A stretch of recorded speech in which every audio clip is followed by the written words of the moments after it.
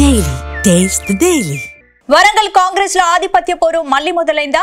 మంత్రి Konda Surekha versus MLA నాయినిగా scene మారిపోయిందా? భద్రకాళి ఆలయం పాలక మండలి పదవులని మంత్రి అనుచరులకే దక్కాయా? ఎమ్మెల్యే అనుచరులకు ఒక్క పదవి దక్కలేదా? ఈ విషయంలో ఇద్దరి మధ్య మాటమాట పెరగడం తీవ్ర దుమారం రేపుతోందా?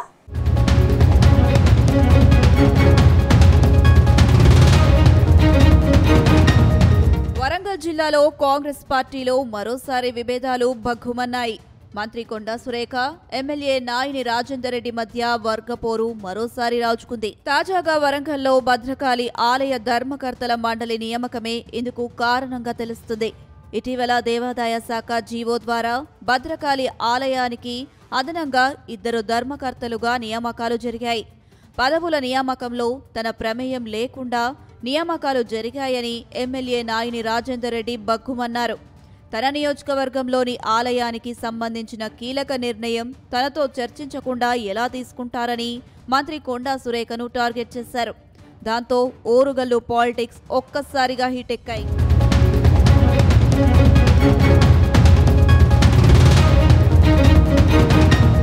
ఇక ఎమ్మెల్యే నాయిని రాజేందర్ రెడ్డి విమర్శలకు మంత్రి కొండా సురేఖ స్ట్రాంగ్ కౌంటర్ ఇచ్చారు. నాయిని రాజేందర్ రెడ్డి అదృష్టం కొద్దీ గెలిచిన ఎమ్మెల్యే అని సెటైర్లు వేశారు.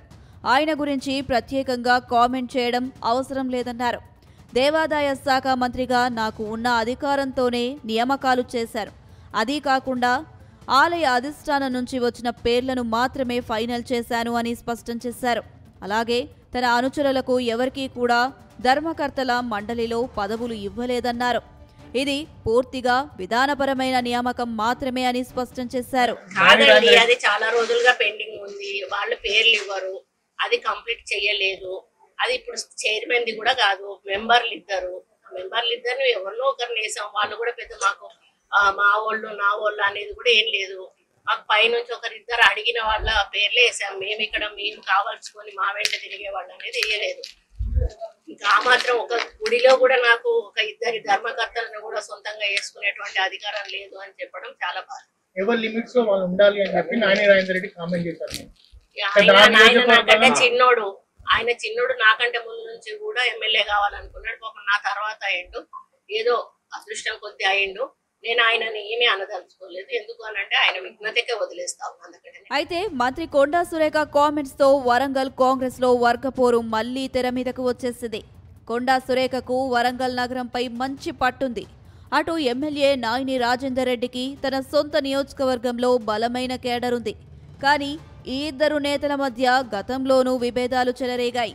పార్టీ అధిష్టానం కఠినంగా జోక్యం చేసుకున్నప్పటికీ తాత్కాలికంగా మాత్రమే విభేదాలు సద్దుమణిగాయి. భద్రకాళి ఆలయం వరంగల్ నగరంలో అత్యంత ప్రాధాన్యం కలిగిన దేవాలయాల్లో ఒకటి. ఇక్కడ ధర్మకర్తల మండలిలో ఎవరు ఉండాలి అన్నది కేవలం మతపరంగానే కాకుండా రాజకీయంగా కూడా ప్రభావం చూపే అంశం.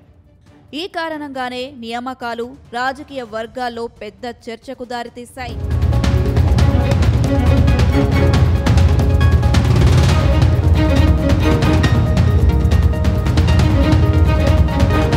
మరోవైపు ఎమ్మెల్యే నాయిని రాజేందర్ రెడ్డి మాత్రం వెనక్కి తగ్గే పరిస్థితి కనిపించడం లేదు. తనను పక్కన పెట్టి తీసుకున్న ఈ నిర్ణయాన్ని ఆయన తేలికగా తీసుకోబోవడం లేదు. పార్టీ స్థానిక స్థాయిలో తాను బలహీనంగా కనిపించకూడదన్న ఉద్దేశంతో ఈ విషయాన్ని పెద్దదిగా తీసుకుని ముందుకు వెళ్తున్నారని అనేక మంది భావిస్తున్నారు. ఈ వర్గపోరు కొనసాగితే కాంగ్రెస్ పార్టీకి స్థానిక స్థాయిలో నష్టం వాటిల్లే అవకాశం ఉందని టాక్ వినిపిస్తుంది. ఓవైపు రాష్ట్రంలో అధికారంలోకి వచ్చి పార్టీ క్రమంగా బలపడుతుండగా లోపల ఇలాంటి విభేదాలు పుట్టుకొస్తే ప్రతిపక్షాలకు లాభం చేకూరుతుందని అంటున్నారు. ముఖ్యంగా వరంగల్ జిల్లా కాంగ్రెస్ లో నేతల మధ్య ఐక్యత లేకపోవడంతో త్వరలో జరిగే మున్సిపల్, లోకల్ బాడీ ఎన్నికల్లో తీవ్ర ప్రభావం చూపే అవకాశం ఉందని అంటున్నారు.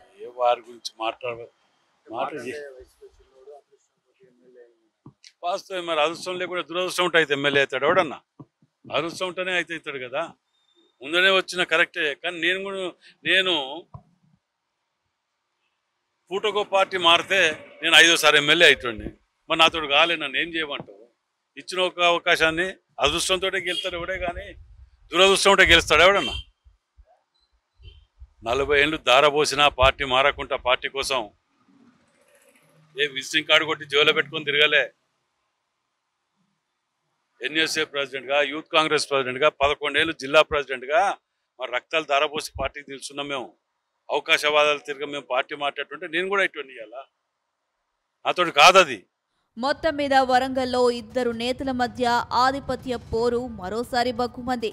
దాంతో ఈ వ్యవహారాన్ని పార్టీ హైకమాండ్ ఎలా డీల్ చేస్తుందనేది ఆసక్తికరంగా మారింది. ఇప్పటికే మంత్రి కొండా సురేఖ, ఆమె భర్త మురళీపై జిల్లా ఎమ్మెల్యేలు సీరియస్ గా ఉన్నారు. ఈ వ్యవహారం క్రమశిక్షణ కమిటీ ముందు ఉంది. ఈ విషయంలో నిర్ణయం కోసం నేతలు ఎదురు చూస్తున్నారు. ఆలోపే ఇద్దరు నేతలు మరోసారి పదవుల కోసం ఆధిపత్యం చూపిస్తుండటంతో పార్టీకి తలనొప్పిగా మారింది. ఎప్పటికైనా పార్టీ పెద్దలు కల్పించుకొని ఓరుగల్లు పంచాయతీకి ఎండ్ కార్డ్ వేయాలని కోరుతున్నారు.